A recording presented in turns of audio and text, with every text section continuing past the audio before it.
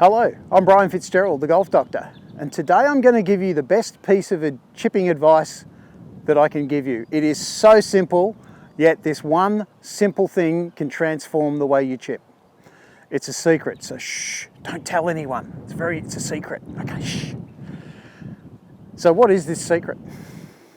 Here's a chip shot that I'm going to play. It's a shot of about 20 odd paces. It's about 4 paces to the edge of the green.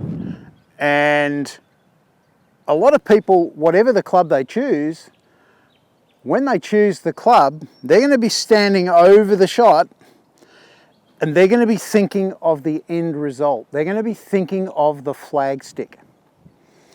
And I can honestly say that if you're standing over the chip shot and you're thinking about the flag stick, you're thinking about the wrong thing. What will tend to happen if you're thinking about the flag stick is you will hit the ball too far initially and the ball will probably run too far the other side. So what I like to do is I like to break down my chip. So the first thing I do is I establish what it is that I'm going to play, and I've made a great video on how to choose which short game shot to play. I'll put a link in the description up the top. I'll put a link in the description, I should say, and I'll put a link at the top of the page. Bit tongue-tied here. So once I've chosen my shot, I've really got to focus on my landing area. So I've got 2 alignment sticks there, but I'll probably put a little shaded area just to make that stand out. So I break chips into where do I want to land the ball? So I'm going to call that air time. And the second element is ground time, or how much the ball rolls. So the air time of a chip shot is controlled by my length of swing. What length of swing do I need to land the ball there? Think about if you had a ball in your hands and you're going to throw the ball to land inside that shaded area, what length of swing would I use to throw the ball to land there? So length of swing is controlled by, the distance that you carry the ball, or the air time, is controlled by the length of swing. The second element, how much the ball rolls, sure, it's dictated a little bit by the surface and whether it's uphill, downhill, but overwhelmingly the amount the ball rolls is controlled by the loft on the golf club. The more loft there is on a golf club, the less the ball rolls. The less loft there is on a golf club, the more the ball rolls. So it's a case of me identifying this area. So it's about 2 paces on. That's where I want to land it. What club do I need to land 2 paces on and then roll the rest of the way to the flag stick? So today it's very slightly uphill. It will break a little bit to my right toward the end. It's also downwind, and the greens here at Lang Lang are pretty fast. So this ball's going to roll a lot differently to if I was playing the same chip shot at Morack, where the greens are a bit slower. So fast greens, I'm going to say that I think a 9-iron is pretty good. And if I'm wrong, I'm wrong. No problem. So let me get my 9-iron out.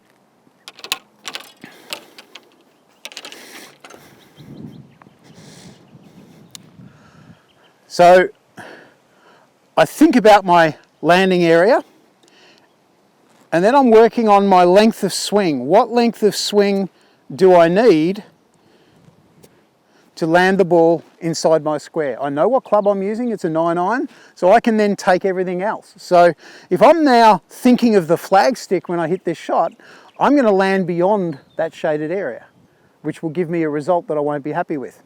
So what I'm going to do is I'm going to forget the flag stick at this point. I've got my shaded area, so all I need to focus on is the shaded area.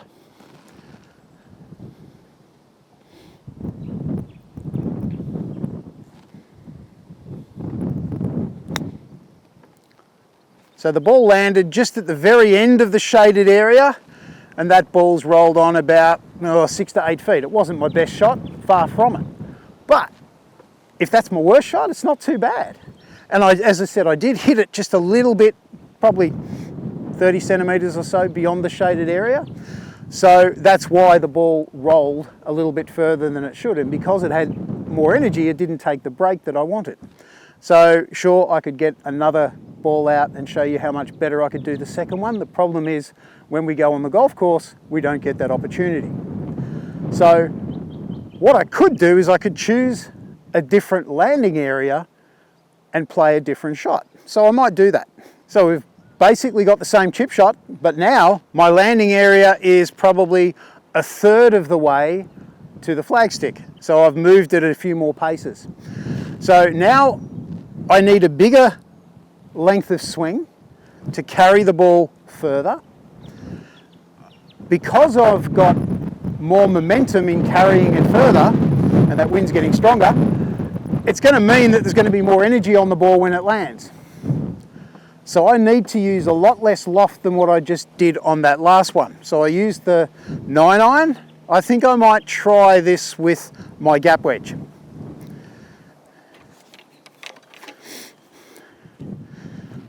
So my gap wedge is a 50-degree club. Once again, I'm going to think about what length of swing I need to land the ball in that shaded area, or the new shaded area that I've just drawn up on the screen there. I'm not thinking about the flagstick anymore. I've chosen my club, I've chosen my landing area. I now have to do everything in my power to land the ball in that shaded area. So I'm going to forget the flagstick and see if I can hit a better chip shot.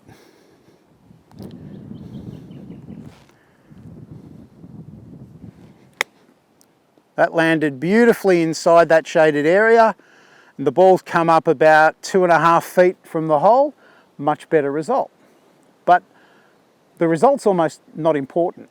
What I really want to make the point of this video is, let's start focusing more on the landing area and less upon the flagstick. Take the flagstick into consideration by all means. We do that now. We do that in our thinking process. Where do I want to land it? What club do I use? Once I've chosen my club and my landing area, flagstick is irrelevant. I just think about what length of swing do I need to land in my landing area. And if I've chosen the wrong landing area and I've chosen the wrong club, I'll cop that. But focusing on the flagstick doesn't do you any good at all. So if you can just make that one change your focus from the flagstick to your landing area, I know you're going to hit much better in the better chip shots. So give it a go. Takes a lot of practice to not look at the flagstick. It sounds easy, but it's not. So really just keep locking yourself into your landing area, and I know you're going to get better at chipping. Thank you for letting me help you with your golf. I'm Brian Fitzgerald, the Golf Doctor, and I look forward to seeing you in my next video.